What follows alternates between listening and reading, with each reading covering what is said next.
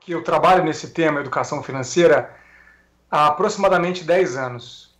Mas eu fiz uma trajetória um pouco diferente de muitos dos colegas que estão nessa área de educação financeira, porque muita gente que trabalha com educação financeira vem do mercado financeiro, né, trabalha com o mercado financeiro e em algum momento começa a trabalhar com educação financeira. E eu, apesar de ter me formado em administração de empresas, lá em Minas, na Federal de Juiz de Fora, lá nos 2000 bolinha, eu sempre trabalhei com educação, sabe?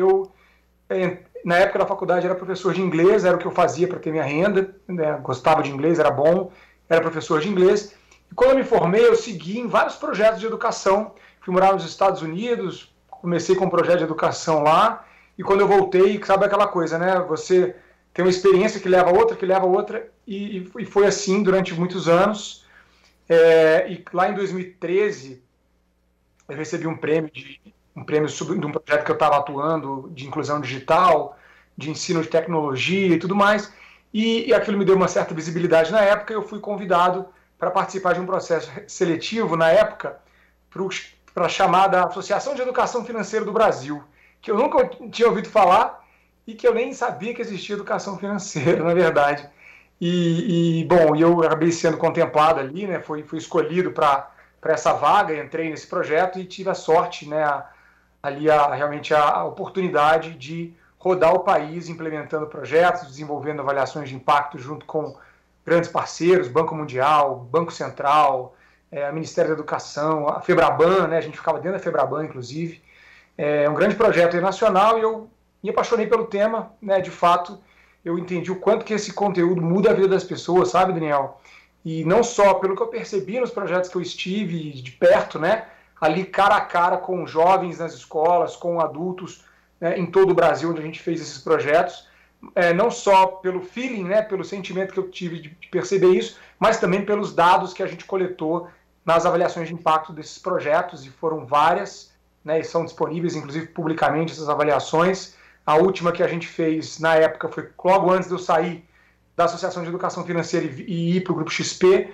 Foi um estudo longitudinal que a gente fez junto com o Banco Central e a CVM, e a gente analisou os dados de jovens que passaram pelo projeto de educação financeira em 2010 e 2011.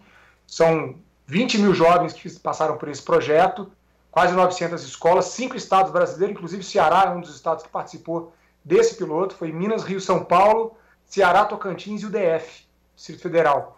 Então, um grande projeto, o maior projeto de educação financeira já feito no mundo, inclusive, foi feito aqui no Brasil.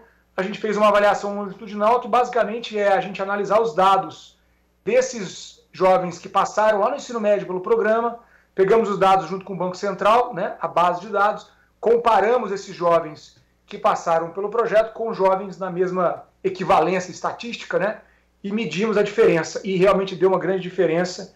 Quem passou pela educação financeira lá atrás, quando pega menos crédito, quando pega crédito mais barato, ou seja, sabe analisar, negociar crédito, é menos endividado. Quer dizer, estou dizendo aqui alguns dos poucos, né, alguns dados dos muitos dados que estão disponíveis aí para mostrar que a educação financeira muda a vida das pessoas. E, bom, desde então eu estou envolvido com esse tema, estou no Grupo XP já há mais de 3 anos, desenvolvendo estratégias de educação financeira. Fiz meu mestrado em 2017, 18 e 19, focado em populações endividadas, em pessoas endividadas, em famílias endividadas, né? Porque é onde a gente tem uma grande dor aí, infelizmente.